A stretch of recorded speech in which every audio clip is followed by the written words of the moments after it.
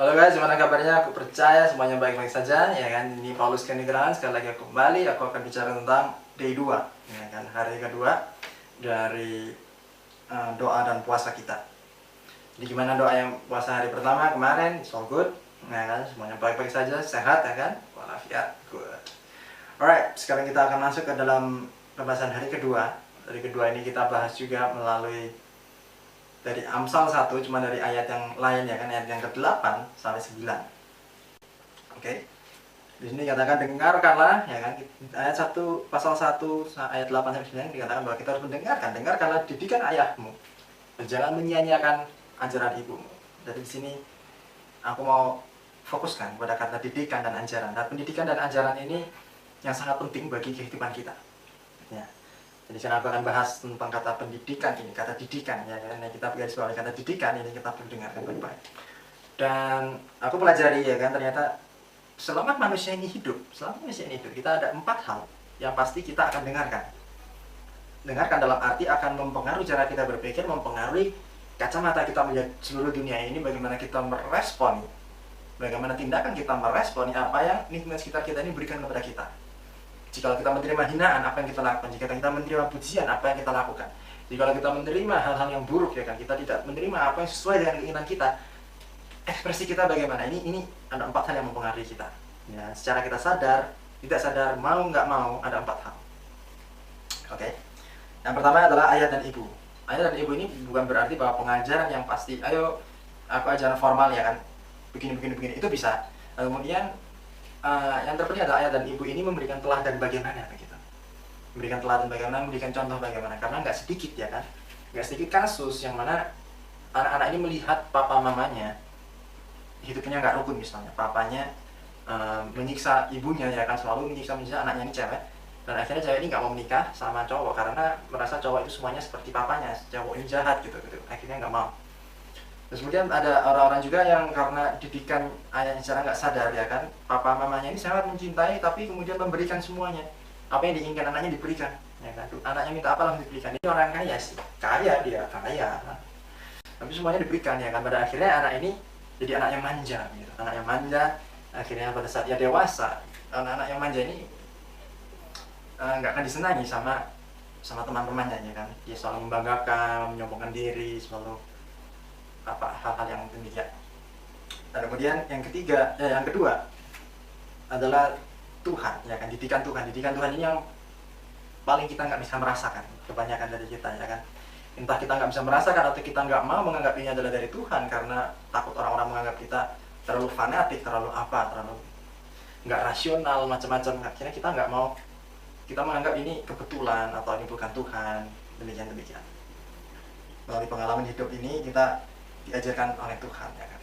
Dan kemudian yang ketiga, ini kita diajarkan dari guru-guru, pengajar-pengajar kita yang formal. Ini aku kategorikan semua yang termasuk guru-guru sekolah, ya kan, sekolah minggu, dan kemudian juga guru-guru orang-orang expert, ya kan, dalam bidangnya. Mulai dari SD, SMP, SMA, juga guru-guru pengajar desain, guru-guru pengajar gitar, guru les, semuanya apapun itu, renang. Ini semuanya aku kategorikan di sini, pendidikan formal. Dan kemudian ada culture, ya kan, society, kebudayaan. Ini termasuk dalam art, ya kan, musik yang kita dengarkan, juga gambar-gambar art yang kita lihat, ya kan, termasuk juga bagaimana kita berkumpul, teman-teman kita. Ini sangat mempengaruhi. Jadi yang dari Tuhan kita bisa lihat di Amsal 3 ayat 11 sampai 12 kalau kalian mau melihat bahwa Tuhan itu mengajar kita. Dan guru-guru dan pengajar ini bisa lihat di Amsal 5 ayat 12 sampai 13 kalau mau lihat juga tentang society, lingkungan kita, mempengaruhi kita bisa lihat di 1 Korintus 15 ayat 33. Oke, itu 4 hal yang mempengaruhi kehidupan kita, mempengaruhi cara berpikir kita. Dan kemudian dari seluruh ajaran ini yang mana yang paling penting bagi kehidupan kita? Nah, dari Ibrani 12 ayat 10 kita bisa melihat bahwa ajaran mereka, ajaran manusia itu sementara. Dan mereka mengajarkan apa yang dianggap baik, itu katanya, ya kan. Apa yang dianggap baik oleh manusia itu yang diajarkan. Apa yang dianggap orang tua kita baik itu yang diajarkan kepada kita. Tetapi sudah dikatakan Tuhan, Dia mengajarkan buat kebaikan kita untuk masuk ke dalam kekudusannya. Jadi Tuhan mengajarkan kepada kita hal yang benar, bukan yang baik. Jadi bukan cuma baik tapi benar. Dan kemudian Tuhan juga mengajar kita untuk kita bisa masuk dalam kekudusannya, dan itu mengatakan selamanya, kekal, dari kita hidup ya kan, dari kita lahir sampai kita masuk ke dalam kekudusannya. Jadi selama kita hidup, Tuhan akan mengajar kita bertutur kata, cara kita berpikir, cara kita bertindak, cara kita menghadapi masalah, cara kita menghadapi ketakutan, cara kita menghadapi keluarga orang lain, cara kita menghadapi orang-orang yang seenaknya sendiri, orang fasik. Ini Tuhan selalu mengajar kita dalam kehidupan sehari-hari ini. Semuanya Tuhan ajarkan kepada kita, dan ini seumur hidup ya kan, selamanya. Jadi ini yang paling penting. Dan didikan Allah itu bagaimana gitu kan, guys? Seperti yang aku katakan tadi, nggak semua orang bisa mendengar suara Tuhan secara audible ataupun bisa melihat Tuhan, ya kan, bisa ngobrol-ngobrol. Ini ya semua orang bisa seperti itu. Jadi kita bisa lihat di Titus pasal 2 ayat yang 12. Ini yang penting. Titus pasal 2 ayat 12. Di sini katakan bahwa Tuhan menjadi kita supaya kita meninggalkan kefasikan dan keinginan-keinginan duniawi. Ini yang paling penting. Jadi dari seluruh ajaran-ajaran manusia yang kita dengarkan, kita mesti saling dengan hal ini. Jadi ajaran Tuhan itu pasti dan pasti mendidik kita untuk kita meninggalkan kefasikan dan keinginan-keinginan dunia, segala nafsu-nafsu yang jahat. Ya kan, segala tindakan-tindakan yang jahat itu pasti bukan dari Tuhan. Segala yang mendekatkan kita kepada nafsu-nafsu itu pasti bukan dari Tuhan. Ya kan, jadi didikan Tuhan itu pasti mengajar kita untuk mengendalikan diri, untuk membuat kehidupan kita menjadi lebih baik, lebih kudus, ya kan. Dalam bahasa Inggris saya katakan lebih godly, ya kan. Ini kita bisa lihat di sini, supaya kita hidup bijaksana. Dalam kata bijaksana dalam bahasa Inggris adalah sober, memiliki arti kita sadar penuh, ya kan. Kita sadar secara penuh, pikiran kita, hati kita sadar, kita bisa menimbang yang baik, yang benar. Jadi jika ada pengajaran kita, nggak usah berpikir, terima saja, ya kan. Itu keliru gitu ya. Kita mesti perlu berpikir, kita perlu memfilter, ya kan, apa yang kita dengarkan itu perlu kita pertimbangkan baik-baik. Kita dengarkan, kita pelajari, benarkah yang kita dengar ini sesuai dengan kehendak Tuhan, sesuai dengan ajaran Tuhan. Jangan sampai kita masuk ke dalam kefasikan, ya kan, karena ungodly, kefasikan dalam bahasa Inggris adalah ungodly, dan ungodly dengan godly ini sebenarnya mirip gitu kan. Dan kemudian adil ini dalam arti righteously, dalam bahasa Inggris kata righteously. Jadi kita adil, kita benar, ya kan, berjalan dalam cara-cara hidup yang benar. Dan kemudian beribadah di dalam dunia yang sekarang ini. Berkata beribadah memiliki arti godly, dengan cara-cara hidup yang berkenan di hadapan Tuhan. Jadi semua ajaran Tuhan pasti akan menyentuh pokok ini.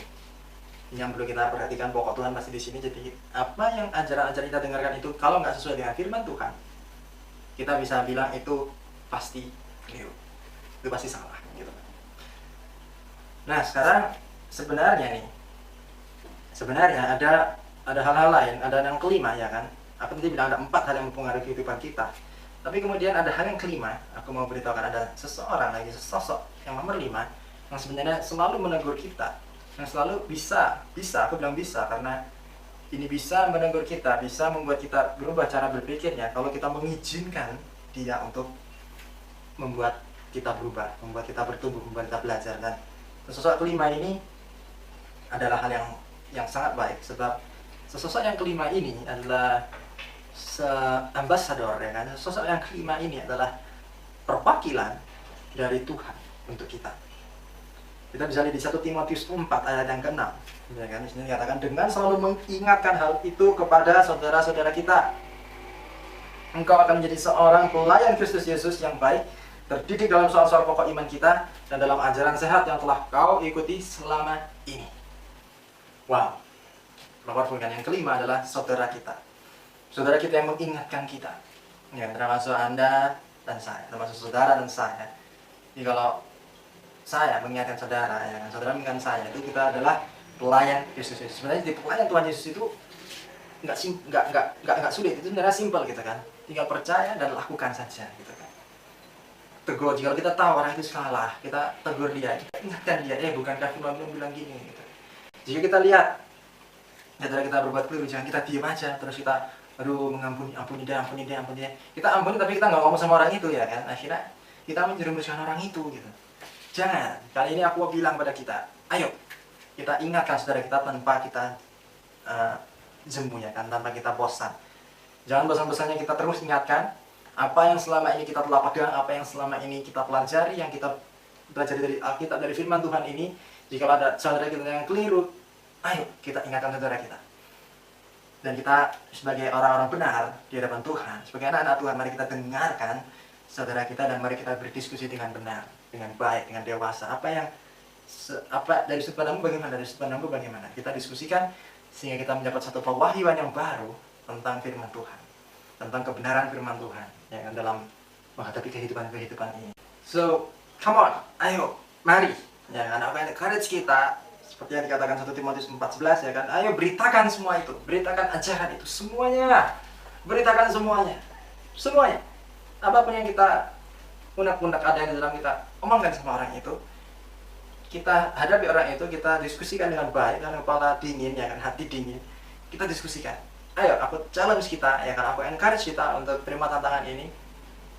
Kita dengan hati yang baik, dengan kepala pikiran yang dewasa, kita hadapi semua itu, kita beritakan, kita beritahukan, kita berdiskusi kepada orang itu, kepada orang yang bersangkutan.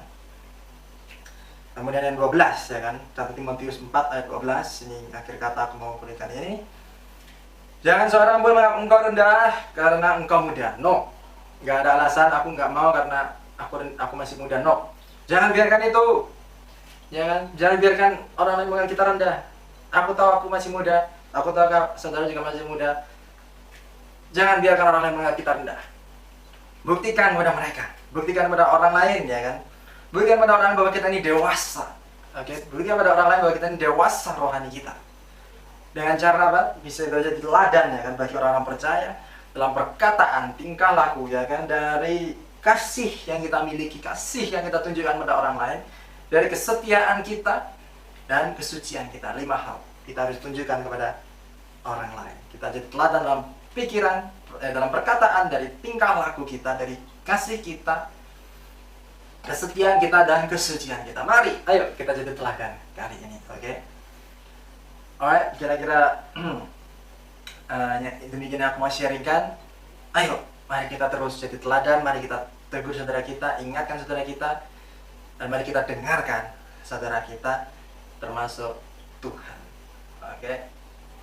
Dalam nama Yesus aku percaya. And alright, I'll see you in the next video, day 3. See you tomorrow, guys. Cheers.